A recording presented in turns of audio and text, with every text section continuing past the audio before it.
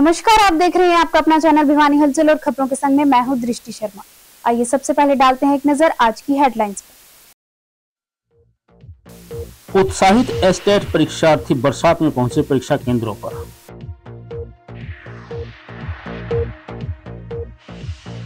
जिले का घटता लिंगानुपात बना चिंता का विषय, कहा सीएमओ ने। शहीद ऊधम सिंह का जीवन युवा पीढ़ी के लिए बने प्रेरणा स्रोत, कहा विधायक सर्राफ ने। मेवात हिंसा के बलिदानी कार्यकर्ताओं को बीएचपी व बजरंग दल ने दी श्रद्धांजलि। पुल निर्माण के कारण नहीं टूटेंगी दुकानें, कहा घनश्याम सर्राफ ने। और अब खबरें विस्तार से। हरियाणा विद्यालय शिक्षा बोर्ड द्वारा आयोजित एचटेट परीक्षा के दूसरे दिन पहली पारी में टीजीटी लेवल 2 की परीक्षा में लगभग 1,60,000 ने और सायकालीन पारी में पीआरटी लेवल 1 की परीक्षा में 82,000 से अधिक परीक्षार्थियों ने परीक्षा दी। बोर्ड सचिव डॉक्टर मुनीश नागपाल ने बताया कि परीक्षा के तुरंत बाद आंसर की जारी कर दी जाएगी। उन्होंने जानकारी देते हुए बताया कि प्रश्न पत्रों व ओएमआर शीट को कड़ी सुरक्षा व्यवस्था के बीच ट्रेजरी से परीक्षा केंद्रों तक पहुंचाया गया। कहा कि लगभग 3 सप्ताह में परिणाम घोषित कर दिए जाएंगे। अध्यापक पात्रता परीक्षा के दूसरे दिन की गतिविधियों के बारे में जानकारी देते हुए शिक्षा बोर्ड सचिव डॉक्टर मुनीश नागपाल ने बताया कि कड़ी सुरक्षा व्यवस्था के बीच एस्टेट लेवल 2 की टीजीटी तथा एस्टेट लेवल 1 की पीआरटी की परीक्षा आयोजित करवाई गई है। प्रश्न पत्रों को कड़ी सुरक्षा व्यवस्था के बीच जिला ट्रेजरी से परीक्षा केंद्र तक ले जाया गया। इस प्रक्रिया में प्रत्येक परीक्षा केंद्र पर प्रश्न पहुंचाने के लिए बोर्ड का एक प्रतिनिधि, उपायुक्त कार्यालय से एक अधिकारी व 2 पुलिस कर्मियों की टीम को लगाया गया था। परीक्षा की समाप्ति के बाद इस टीम के द्वारा सुरक्षा कर्मियों के साथ पुनः हरियाणा विद्यालय शिक्षा बोर्ड के स्ट्रॉन्ग रूम में प्रश्न पत्रों को पहुंचाने का कार्य किया गया। उन्होंने बताया कि इस सारी प्रक्रिया के दौरान ओएमआर शीट को अलग अलग 3 विभिन्न एजेंसियों के माध्यम से स्कैन कर जांचा जाएगा। उनका आपस में मिलान करने के बाद अंतिम परिणाम घोषित किया जाएगा। बोर्ड सचिव ने बताया कि अध्यापक पात्रता परीक्षा में आंसर की परीक्षाओं की समाप्ति के बाद शिक्षा बोर्ड की वेबसाइट पर डाली जाएगी। किसी भी परीक्षार्थी को कोई त्रुटि नजर आती है तो वह 1 अगस्त से 3 अगस्त तक इनकी जांच कर ले। इसके बाद 3 अगस्त को 5:30 बजे तक अपना ऐतराज बोर्ड को दर्ज करवा दे। प्रति प्रश्न पर 1,000 रुपए की फीस बोर्ड ने निर्धारित की है। मैं बताना चाहूँगा कि हरियाणा विद्यालय शिक्षा बोर्ड द्वारा आज हरियाणा टीचर्स एलिजिबिलिटी टेस्ट 2024 के जो दूसरा दिन है, जिसमें आज सुबह 10 बजे से 12:30 बजे तक लेवल 2 की जो परीक्षा वो आयोजित की जा रही है। इसमें पूरे हरियाणा में 22 जिलों में और 2 उपमंडल में मिलाकर आज 673 परीक्षा केंद्र बनाए गए हैं, जिसमें 2,01,518 परीक्षार्थी परीक्षा में उपस्थित होंगे। और आज ही दोपहर बाद 3 बजे से लेकर 5:30 बजे तक लेवल 1 की परीक्षा आयोजित की जा रही है, जिसमें 280 परीक्षा केंद्र बनाए गए हैं और उसमें 82,917 परीक्षार्थियां वो उपस्थित होंगे। जो ड्राफ्ट आंसर की आज की जब परीक्षा समाप्त होने के बाद जल्दी ही एट द अर्लीस्ट शीघ्र आज ही ये जारी कर दी जाएंगी परीक्षा होने के बाद। और मैं इसके साथ ही बताना चाहूँगा कि इन जो ड्राफ्ट आंसर की हैं, इसके बारे में यदि किसी को एतराज़ हैं, ऑब्जेक्शंस हैं against these draft answer keys, तो ये बोर्ड की वेबसाइट के माध्यम से, जो कि बोर्ड की वेबसाइट है www.bseh.org.in के मार्फत 1 अगस्त से लेकर 3 अगस्त को शाम 5 बजे तक ये एतराज़ है वो दर्ज करा सकते हैं। उसमें 1,000 रुपये की इसकी फ़ीस निर्धारित की गई है। यदि ये एतराज़ सही पाए जाते हैं तो उसको 1,000 रुपये की फ़ीस है वो रिफंड की जाएगी। काफ़ी अच्छा प्रश्न आपका ये, क्योंकि परीक्षा का परिणाम घोषित करना एक तकनीकी काम है और समय इसका टाइम कंज्यूमिंग है, वक्त लेता है। और इस परीक्षा परिणाम को घोषित करने के लिए, ताकि पारदर्शिता बनी रहे और ज़ीरो एरर के साथ हो, बिना किसी त्रुटि के लिए हो, इसके लिए अलग अलग जो फर्में हायर की गई हैं। जो एक फर्म है, सबसे पहले तो जो भी हमारी OMR शीट प्राप्त होंगी उन सभी की ICR होगी, यानी उसकी इमेज कैप्चरिंग होगी, यानी उसकी फ़ोटो खींची जाएगी करेगी, उसके रिकॉर्ड को प्रिजर्व किया जाएगा, ताकि फ़ोटो खींचने के बाद उसमें किसी प्रकार की तरमीम की, किसी प्रकार की छेड़छाड़ की, किसी प्रकार की चेंज करने की, परिवर्तन करने की कोई संभावना नहीं रहती है। और इमेज कैप्चरिंग के बाद उसको स्कैनिंग के लिए एक फर्म को दिया जाएगा और उसके बाद जो दूसरी तरह से दूसरी फर्म है वो पैरेलल दूसरी फर्म भी उसकी स्कैनिंग करेगी और उसके परिणाम तैयार करेगी। पहली फर्म के परिणाम को चेक किया जाएगा, दूसरी फर्म के परिणाम को चेक किया जाएगा, उन दोनों के परिणाम का मिलान किया जाएगा। यदि उनमें कोई अंतर पाया जाता है तो मैनुअली हमारे जो विभाग द्वारा, हमारे जो सेक्शन है उसके द्वारा इसको चेक किया जाएगा, मैनुअली चेक किया जाएगा। उन दोनों का मिलान होने के बाद भी एक थर्ड फर्म के द्वारा उन दोनों का फिर से मिलान किया जाएगा और रैंडमली हम क्या करेंगे कि हम मैनुअली भी कुछ प्रतिशत रिजल्ट है उसको मैनुअली भी चेक कराएंगे।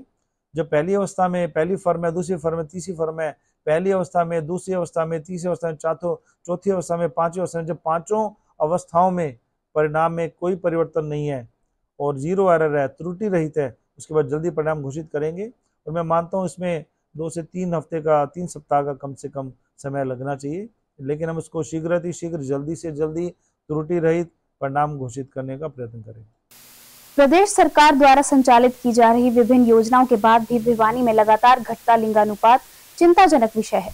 सीएमओ डॉक्टर रघुवीर शांडिल्य ने कहा कि उन्होंने गांवों के सरपंचों से आह्वान किया है कि इसके लिए गांव के सरपंच, रिटायर्ड कर्मचारी, पंच, पार्षदों व अन्य नागरिकों की एक युवा टीम बनाई जाए जो लैंगिक भेदभाव, भ्रूण हत्या और नशेखोरी जैसी कुरीतियों के खिलाफ जागरूकता फैलाए। उन्होंने कहा कि अवैध रूप से एमटीपी किट बेचने वाले मेडिकल संचालकों के खिलाफ मुकदमा दर्ज कर कानूनी कार्रवाई की जाएगी। सीएमओ डॉक्टर रघुवीर शांडिल्य ने बताया कि स्वास्थ्य विभाग के कर्मचारी, आशा वर्कर, आंगनवाड़ी कर्मचारी, सीएचओ व एमपीएसडब्ल्यू कर्मचारी अपना काम कर रहे हैं। उन्होंने गांव के सरपंचों से आह्वान किया है कि इसके लिए गांव के सरपंच, रिटायर्ड कर्मचारी, पंच, पार्षदों व अन्य जिम्मेदार नागरिकों की एक युवा टीम तैयार करें। यह टीम अपना दायित्व निभाए ताकि समाज में फैली कुरीतियों जैसे लैंगिक भेदभाव, नशे की दवाई बेचने वाले, भ्रूण हत्या और अन्य कुरीतियों को दूर किया जा सके। अवैध रूप से एमटीपी किट बेचने वाले केमिस्ट के खिलाफ मुकदमा दर्ज करवाया जाएगा। उन्होंने बताया कि सूचना देने वाले व्यक्ति का नाम गोपनीय रखा जाएगा और इनाम स्वरूप 10,000 रुपए की राशि भी प्रदान की जाएगी। सेक्स रेशो हमारा जो भिवानी का है पिछले 4-5 महीनों से डाउन चल रहा है, तो मैं आपके माध्यम से खास करके जो सरपंच हैं उनसे प्रार्थना करूंगा कि जो हमारे विभाग के जो कर्मचारी हैं, आशा वर्कर हैं, आंगनवाड़ी वर्कर हैं, सीएचओ हैं, एमपीएसडब्ल्यू हैं, वो अपना काम कर रहे हैं, लेकिन इंडिपेंडेंटली अगर सरपंच इसमें इन्वॉल्व है और अपने जो रिटायर पर्सन है, फौजी आदमी है, कोई अध्यापक रिटायर है, कोई एमसी महिला है या कोई पंच महिला है, उनकी सहायता से युवाओं की एक टीम बनाए और वो युवा टीम अपना दायित्व निभाए कि कहीं पर भी आपके उस एरिया में कोई अवैध रूप से कोई एमटीपी कर रहा हो, अवैध रूप से कोई एमटीपी की जो दवाइयाँ हैं उनका बेच रहा हो, तो उनकी सूचना स्वास्थ्य विभाग को दे। स्वास्थ्य विभाग को देने के लिए हमने हर जो एरिया है वहाँ पर एमओ को भी अधिकृत किया है, वहाँ एसएमओ को भी अधिकृत किया है और डिस्ट्रिक्ट लेवल पर भी नोडल अफसर बनाए हुए हैं। उनके मोबाइल पर आप सूचना दे सकते हो। अगर वो भी नहीं उठाते, सिविल सर्जन को भी डायरेक्ट आप सूचना दे सकते हो।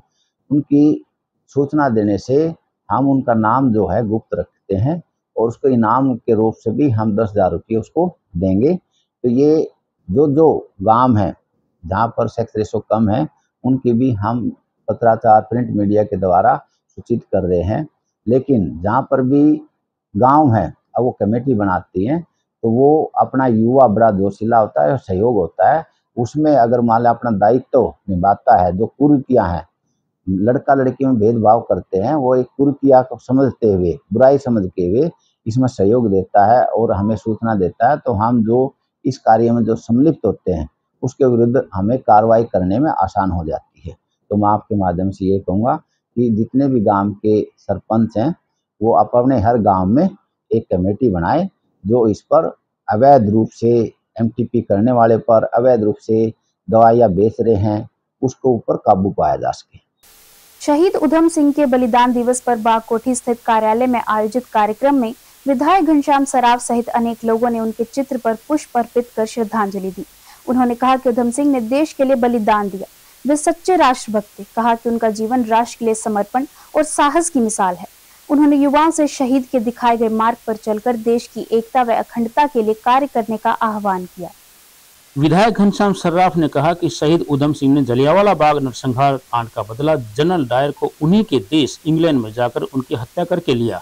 युवा पीढ़ी को शहीद उधम सिंह की कुर्बानी व देश की स्वतंत्रता के लिए किए गए संघर्ष से सबक लेना चाहिए तथा शहीद उधम सिंह के दिखाए मार्ग पर चलकर देश की एकता व अखंडता के लिए कार्य करना चाहिए। उधम सिंह ने देश के लिए बलिदान दिया, वे सच्चे राष्ट्रभक्त थे। उन्होंने कहा कि उधम सिंह के दिल में देश प्रेम की भावना कूट कूट कर भरी हुई थी। भगत सिंह ही उन्हीं प्रेरणा स्रोत के माध्यम से मातृभूमि के लिए शहीद हुए थे। उनका जीवन युवा पीढ़ी के लिए प्रेरणा स्रोत बन गया। हम ऐसे क्रांतिवीर का जयंती मनाई है जिन्होंने जलियांवाला बाग का कांड जो अंग्रेजों द्वारा किया गया उसमें जनरल डायर थे और लंदन में जाके उन्होंने गोली से उसको मारा। ऐसे हमारे शहीद उधम सिंह जिनकी जयंती के अवसर पर हम उनको नमन करते हैं। आज इसके बारे में अधिक कार्यक्रम किए गए हैं, गांव-गांव में भी जाके, शहर में जाके, हर जगह जाके हमने कार्यक्रम किए हैं। और सरदार उधम सिंह एक ऐसे हमारे क्रांतिवीर रहे हैं जिन्होंने जलियांवाला बाग का हत्याकांड का बदला जनरल डायर से लिया और उनको लंदन में जाकर उन्होंने विधानसभा के अंदर मारा। एक आज हम एक घोषणा मैं करता हूँ कि सरदार उधम सिंह के नाम से हम भिवानी शहर में अति प्राचीन शहर है, इसमें जनरल और डायर को मारने वाले सरदार उधम सिंह जी की एक बड़ी गेट भी बनाएंगे, उनकी प्रतिमा भी लगाएंगे। मेवात में ब्रजमंडल यात्रा के दौरान हमले में बलिदान हुए कार्यकर्ता प्रदीप और अभिषेक को भिवानी में अग्रसेन चौक पर विश्व हिंदू परिषद और बजरंग दल द्वारा श्रद्धांजलि अर्पित की गई। सभा में अनेक युवाओं, सामाजिक संगठनों, व्यापारियों एवं नागरिकों ने भाग लेकर श्रद्धा सुमन अर्पित किए। बजरंग दल हरियाणा प्रांत विद्यार्थी प्रमुख ने कहा कि बजरंग दल इन हमलों से डरने वाला नहीं है। कार्यकर्ता बलिदान देकर भी धर्म की रक्षा करते रहेंगे। मेवात हिंसा के बलिदानी कार्यकर्ताओं की श्रद्धांजलि सभा में सैकड़ों युवाओं, सामाजिक संगठनों, व्यापारी वर्ग तथा स्थानीय नागरिकों ने भाग लेकर श्रद्धासुमन अर्पित किए। बजरंग दल हरियाणा प्रांत विद्यार्थी प्रमुख ने कहा कि हिंदू समाज इनके आदर्शों से प्रेरणा लेकर और अधिक संगठित व जागरूक होकर समाज रक्षा आगे बढ़ेगा। विश्व हिंदू परिषद जिला मंत्री गोपाल तंवर ने कहा कि ब्रजमंडल यात्रा पर हमला न केवल एक धार्मिक यात्रा पर था, बल्कि यह पूरे हिंदू समाज की आस्था पर प्रहार है। हम इन बलिदानों को व्यर्थ नहीं जाने देंगे।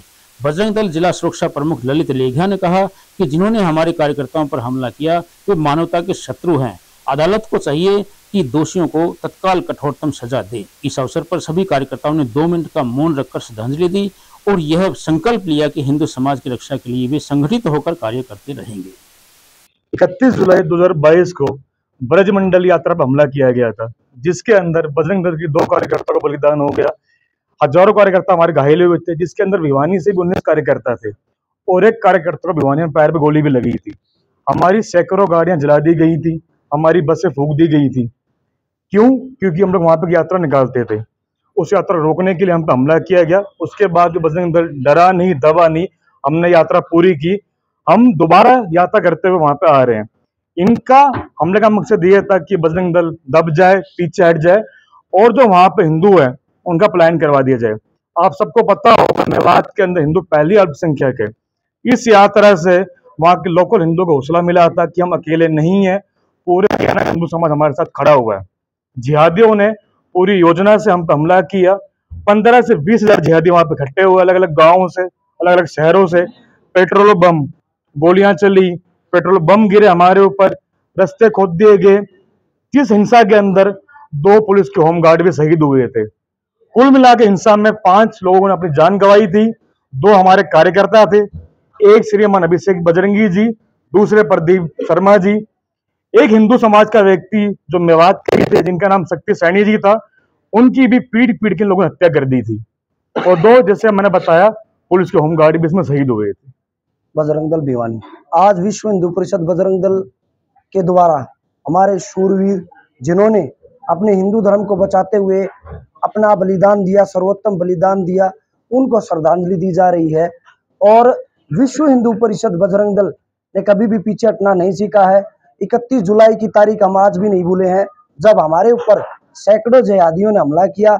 उसके बावजूद 5 घंटे तक हम सभी 2500 सनातनियों ने उनका मुकाबला किया। एक भी बजरंगी उनसे किसी प्रकार से डरा नहीं, जबकि वो पहाड़ों पर चढ़कर हमारे ऊपर गोलियां चला रहे थे, सभी प्रकार के कार्य कर रहे थे। अभिषेक भाई जिन्होंने सर्वोत्तम बलिदान दिया माताओं बहनों को बचाने के लिए, उनका बलिदान हम कभी नहीं भूलेंगे। और उनके बलिदान को देखते हुए और उनके मार्गदर्शन को देखते हुए हम हमेशा अपने धर्म, अपने सनातन के लिए तैयार रहेंगे। जिला सुरक्षा प्रमुख मैं आप सभी को मैं सबको आश्वासन देता हूं, बजरंग दल की तरफ से जो भी हमारे सनातन धर्म का, जब तक हमारे सनातन धर्म का नाम रहेगा तब तक अभिषेक बजरंगी और प्रदीप बजरंगी का नाम अजर अमर रहेगा। बजरंग दल कभी भी पीछे हटेगा नहीं। बजरंग दल मरने मारने के लिए तैयार रहेगा, सनातन धर्म की रक्षा करने के लिए हम सदा तैयार रहेंगे। और आज हमारी मार्केट जो रोहतक गेट अग्रसेन मार्केट है, इसने निर्णय लिया था कि हम भाइयों को श्रद्धांजलि अर्पित करेंगे, अभिषेक भाई को और प्रदीप भाई को।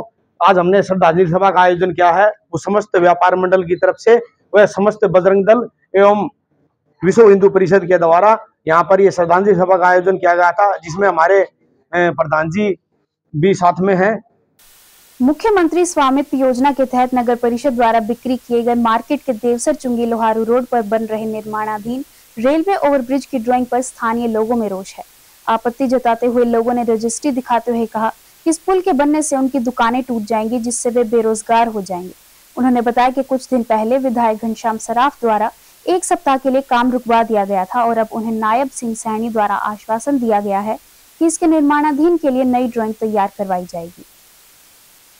नई अनाज मंडी गेट नंबर 1 पर लगने वाले मार्केट टाउन सेंटर, नई अनाज मंडी, काठ मंडी, स्पेशल पर्पज मंडी टाउनशिप मार्केट तथा लोहार रोड पर मुख्यमंत्री स्वामित्व योजना के तहत नगर परिषद द्वारा बिक्री की गई मार्केट के दुकानदारों ने देवसर चुंगी लोहार रोड पर बन रहे निर्माणाधीन ओवर ब्रिज के नक्शे पर आपत्ति दर्ज की। उन्होंने कहा कि दुकानें टूट गई तो वे बेरोजगार हो जाएंगे। इसके बारे में उन्होंने सांसद को भी बताया था। कुछ दिन पहले विधायक घनश्याम सराफ यहां आए थे और काम रुकवाकर चले गए थे।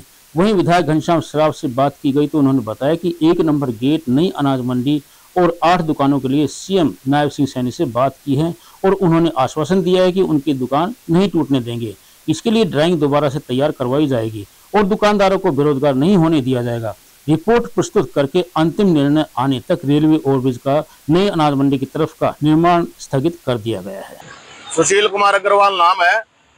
हम यहाँ 30 साल पुराने किराएदार हैं और सरकार ने हमारे को 20 साल पुराना जो किराएदार है उसको स्वामित्व योजना के तहत रजिस्ट्री करा के मालिक बना दिया और हमारे से कलेक्टरेट का पैसा ले लिया। अब 2.5 साल से हम इन दुकानों के सब मालिक हैं। तो जब ये ओवरब्रिज का नक्शा पास करने आए तो एमपी साहब ने ये कहा था ये ओवरब्रिज जहाँ से वहीं से शुरू होगा। मंडी की मीटिंग हुई थी, हम सारे बुलाए थे। तो अब ये ओवरब्रिज यहाँ से शुरू किया। हमें इसका एक्चुअल उच्चा डिजाइन तो उन्होंने कहा यहाँ 8 फुट हाइट है, उन्होंने पोल पे निशान लगा रखा है। 8 फुट हाइट बोले आपकी दुकान के आगे 6 फुट की दीवार आएगी और शटर से 3 फुट दूर आएगी। निशान अंदर तक लगा रखा है खुदाई के लिए।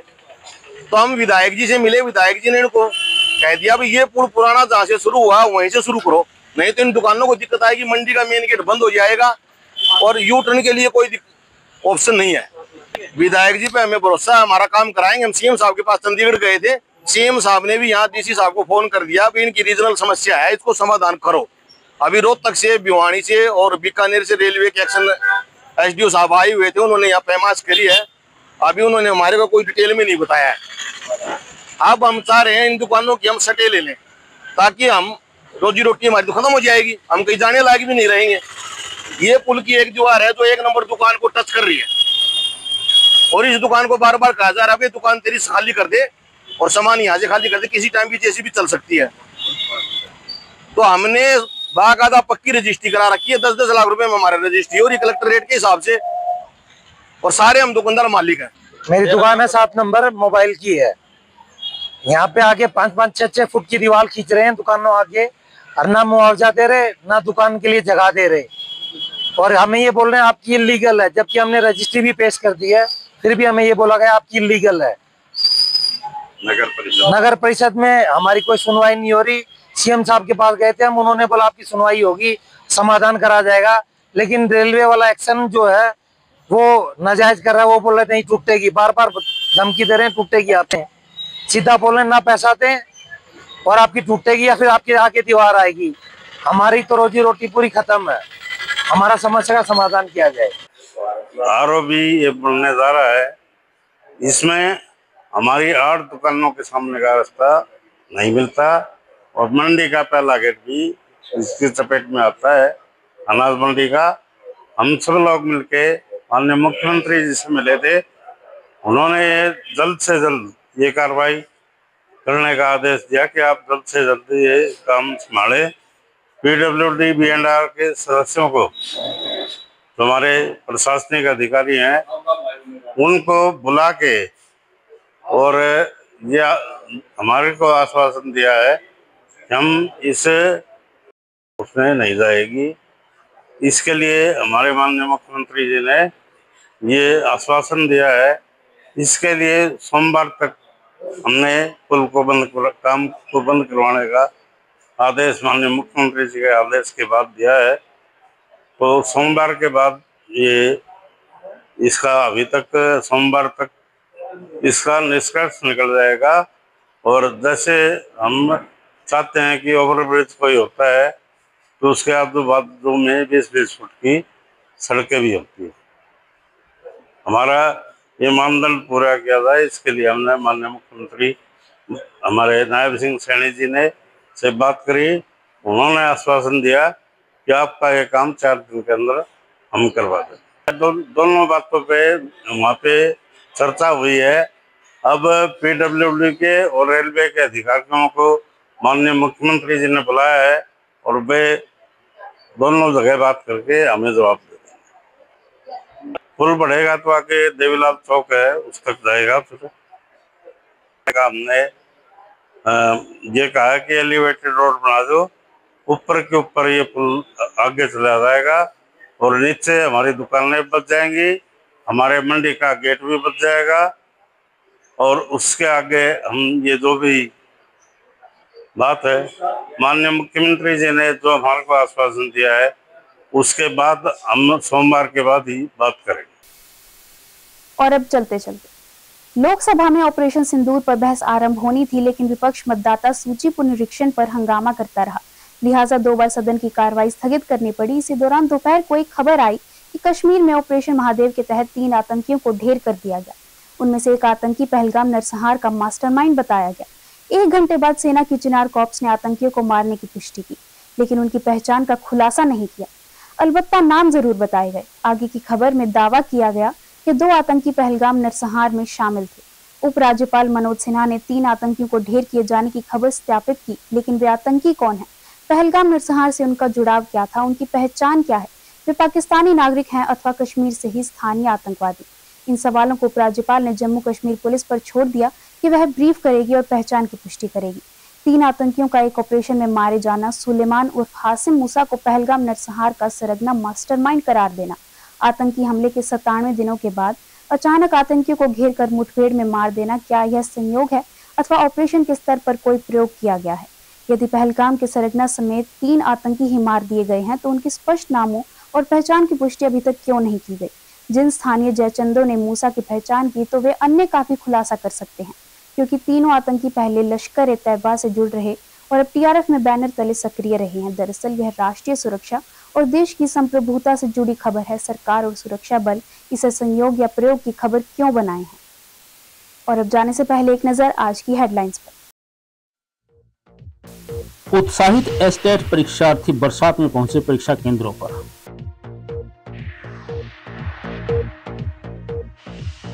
जिले का घटता लिंगानुपात बना चिंता का विषय, कहा CMO ने।